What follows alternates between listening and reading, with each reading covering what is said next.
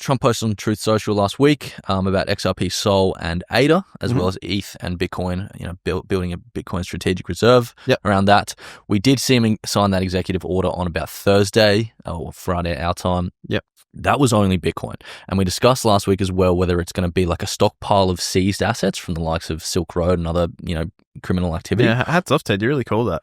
Yeah, well, I mean, that's why they call me Mystic Mac. That's what we're doing. Oh my God. Or was it gonna be a strategic reserve where they actually actively acquire Bitcoin, which of course will typically cost the taxpayer money, right? In this case, it's just going to be a stockpile of Bitcoin. So none of those assets that we're discussing in that Truth Social post, unfortunately, it's just Bitcoin. And they haven't discussed how they're going to acquire Bitcoin. It's just those seized assets. And I think they have about 200,000 Bitcoin in 16 bill US. Yeah. $16 billion.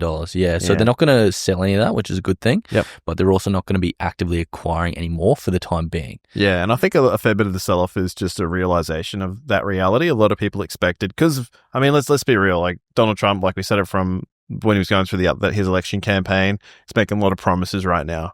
But they're going to go in and buy millions of Bitcoin per day as part of a strategic reserve. It always seemed like a little bit of like an extreme. And well, it's not the end of the road for that. No. Despite this executive order not including anything like that, David Sachs, who's the crypto and AI czar, he's come out and says we will look to buy or we'll look to purchase Bitcoin to grow our reserve over the coming years without having to use taxpayer dollars. Yep. So we've discussed a little bit on the show about how they could do that, revaluing their gold reserves, potentially the money saved from the Doge initiative.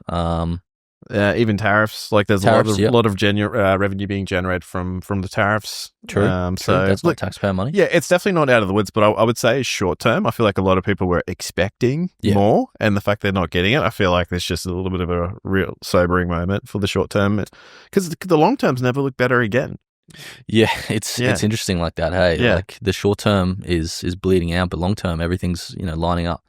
But interestingly as well, that was announced as part of this executive order is it will mandate a full audit of all the digital assets currently in the government's possession. So we will see every single cryptocurrency that the US government holds. I mean, I think it's pretty clear they hold around 200,000 Bitcoin, but what other assets do they hold? Do they hold any Sol, Sui? Who knows? Even Pepe, like what's that look like? And that might create a little bit of an interesting narrative. Obviously, in this case, they're seized assets. They haven't bought them. Be hilarious if they had a bunch of Monero or some sort of privacy coin in there. All of a sudden, they're going to hold on to it. Wouldn't be surprised. Okay, so that happened like Thursday or Friday our time, and then the Crypto White House Summit was on Friday. But it was Saturday morning for us in Australia. Yeah. No major news came out of that. It was a bit sort of lackluster. They had some of the biggest, industry members there. They had Michael Saylor, they had Brian Armstrong from Coinbase, they had Sergey from Chainlink. Mm-hmm.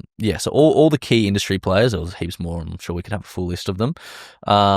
But I think the interesting thing was we were expecting it to be like super bullish and there would be major announcements, but it was sort of just reiterating what we kind of already knew. Yeah, nothing new was dropped, right? Which I think a lot of people were wanting to hear more of.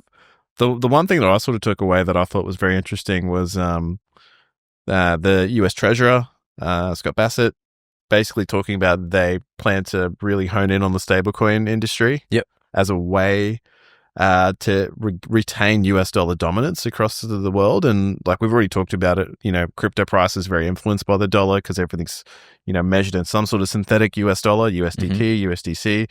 So it seems like they're sort of all ears are up really for how they're going to make that work for them. Well, it makes sense, right? Like these stablecoin issuers like Tether and Circle, like they say that they back their stablecoin with US dollars or US dollar equivalents, like government bonds and things like that. So it's obviously good for the US dollar if, these stablecoins actually need to be backed by the US dollar because that creates demand for it, right? Yes, correct, yeah. So that is, I mean, that's something we've touched on a lot. Like stablecoin has that product market fit, probably more so than any other use case or product that is currently in crypto.